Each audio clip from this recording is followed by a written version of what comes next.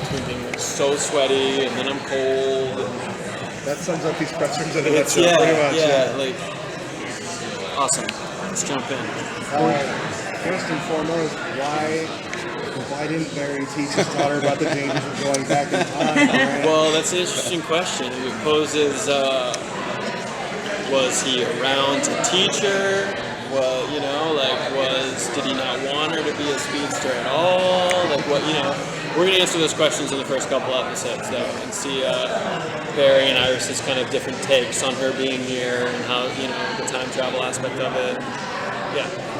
Going from newlyweds to having a teenager. Yeah, which I think she's actually technically playing as 24. Oh, is she really? So she's pretty close to our age. We were just realizing actually this would be the season that Barry and Iris would turn 30. Oh wow. Yeah. I don't know. We probably won't do a birthday, but this would be the season. We were talking about parenting and legacy as one of these. Yeah.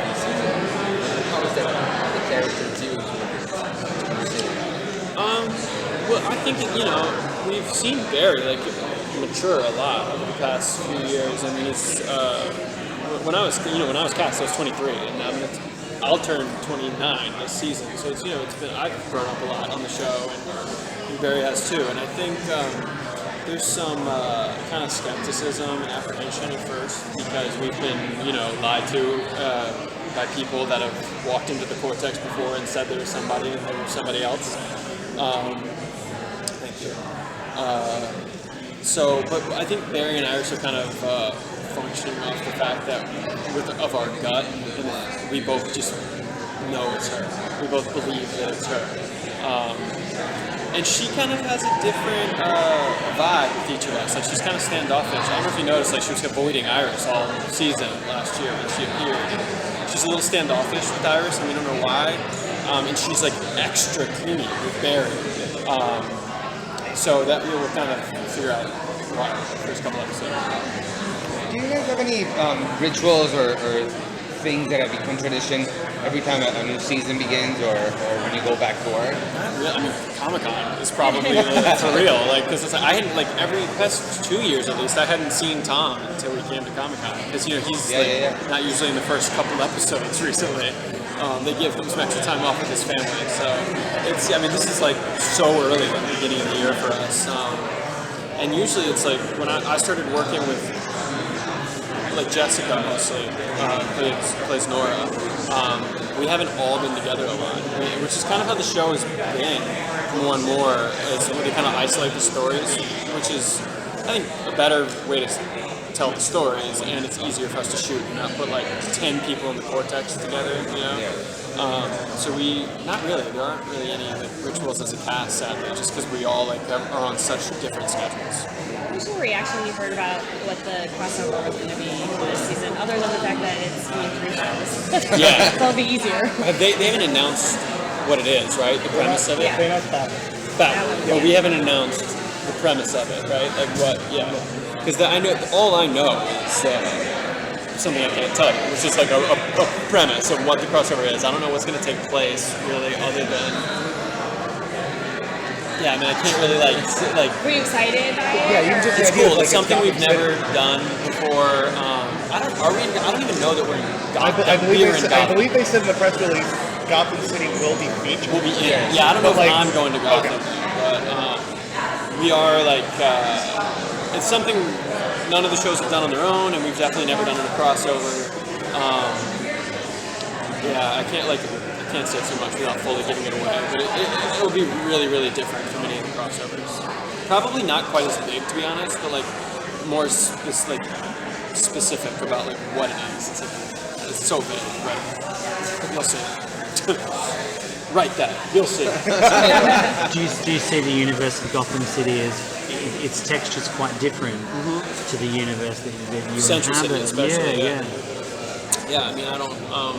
Do you think Flash is he a comfortable inhabitant of that if he ends up having to go there?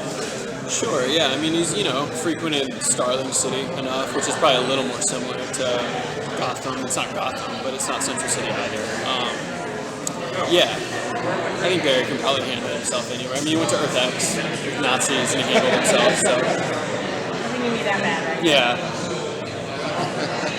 given Batman was born in kind of the murder of his parents, Superman is orphaned. In terms of the Flash as a father, and sort of, why do you think that pattern change between parents and offspring kind of sits at the core of a lot of superhero stories? I'm not sure. I mean, I don't know. I think it's what people connect with, the family dynamic. So I guess just that formula works, you know. But yeah, I mean, for Barry Allen and Bruce Wayne, and at least Barry Allen and Bruce Wayne, for sure, they're driven by, you know, the death of their parents, and Clark Kent or Kal-El, you know, feels like he's put on Earth to do good. So I feel like it's just like something that people can wanna embody. You know, it's just like goodness. So it's, yeah, I don't know. And I guess for Barry, what is, now that in a weird time traveling way, he suddenly adapts. He's having to sort of acclimate to what being in a very bizarre situation. Like, what is that doing to him? So how's that change? I haven't talked about this. It doesn't feel too spoilery, but it's like something we touched on in the first episode is Barry's like, it's kind of hard for him because he's always wanted a family. He's always wanted a kid, and now getting her like this, he almost feels like he's having another kind of thing stolen from him that, like, because his life, none of it's gotten to be normal. Like, his mom was killed because of these powers. He grew up with his dad in prison because of these powers and time travel, and now he doesn't even get to meet his daughter the normal way. He meets her at, you know, mid-20s and feels like, are we going to miss out on, like, hearing her heartbeat for sonogram, like seeing her first smile, like, I mean, what does this take away from him, you know?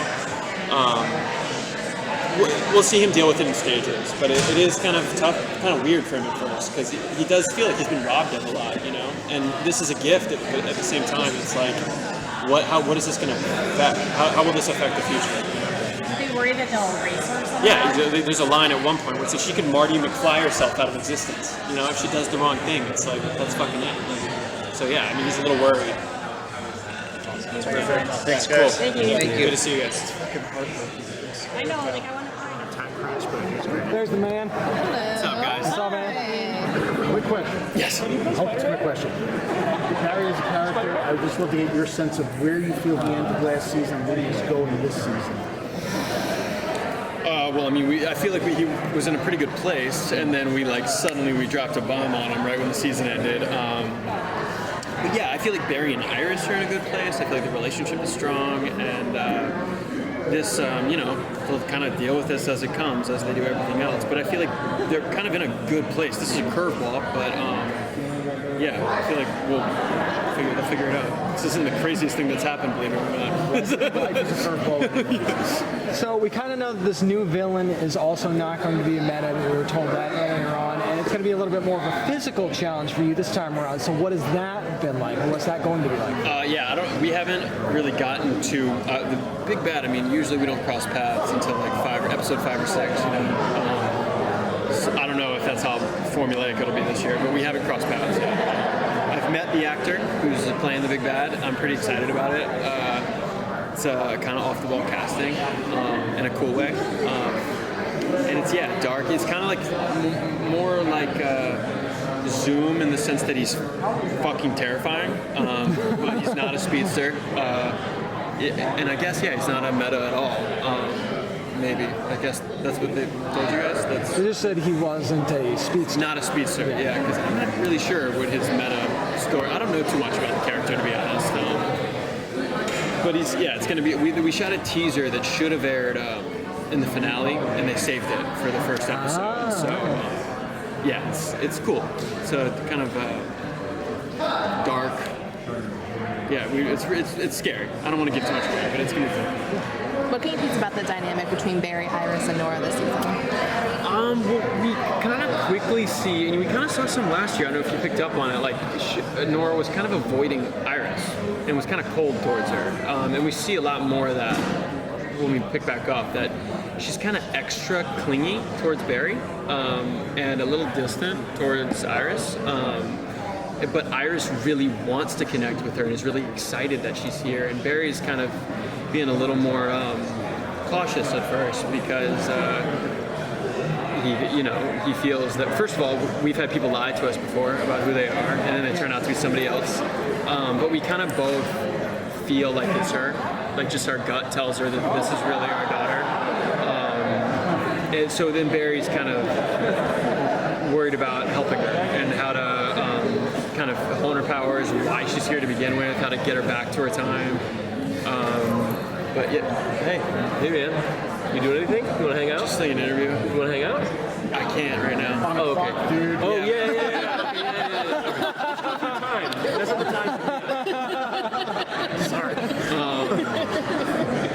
I think a kind of a heartbreaking aspect of it too is Barry's kind of felt like he's had a lot robbed from him in life, and I mean I think his mom was murdered because of these powers and because of time travel, and that's why he grew up with his dad in prison, and now he's worried that his daughter showing up as a 24 or 5-year-old or whatever, that she this could be taking away from the future. It's like, are we gonna he's always wanted a family. He's always looked forward to having that kid with Iris and being there for the sonogram and being there when she's born, and now he's worried that what will this affect? And I mean, she could, if she does the wrong thing, she could make it so she never exists in the future. So it's kind of scary for Barry too. But I think Iris is mostly excited that they have a daughter and she seems awesome and she wants to hang out with her. Not ready right yet? We're good. We can do another question. What can you tease about how Barry is as a father? I don't know that he thinks of it in those terms either yet. Do you know what I mean? Because this person is an adult, and he sees himself in her for sure, and he sees Iris in her for sure, which is kind of surreal, obviously. And he's got some paternal tendencies towards her, and she clearly needs him and is wanting something from him, but Barry doesn't really know, again, why she's here, where this is coming from, why she seems so desperate and clingy towards him, and so I think he's just kind of taking it as it comes and being careful but trying to help at the same time. But it's not really, I don't think he thinks of it as I gotta parent this kid, It's like, how can I help? But I don't think he's now I gotta be a dad. Yeah. In the first season, I remember at Comic-Con how excited and buzzed you were about this show and the casting and stuff. This many years later, is it still exciting? Yeah. It's especially coming back here. It's we are in a bubble in Vancouver, and we shoot for 9.5 months, and it's a grind. And I'm a pretty when it comes to work, I'm a pretty serious, focused person, and we get caught up in it, and it's just a job, But then we come someplace here, and you're reminded how much it means to people, and it's not just a show, how it touches people, and I haven't really lost any of my excitement for it per se, but coming to these things definitely reinvigorates my passion for it. Yeah, for sure. Yeah. Is part of that kind of invigorating because it's Harley's first Comic-Con, and now he's it's cool. And he's such a comic book fan too. Yeah, it's so fun to bring him into this, and you know how much he loves it. And, for sure. Awesome. Yeah, terrific. Thank you. Human timeline and Superman celebration. Oh, cool. Every costume. I thought you could have put that. Yeah, that's awesome. Superman fan. Where did they do this? Here? Metropolis, Illinois. I'm just going to leave it because Candace is right there. This was mine, right? I brought this.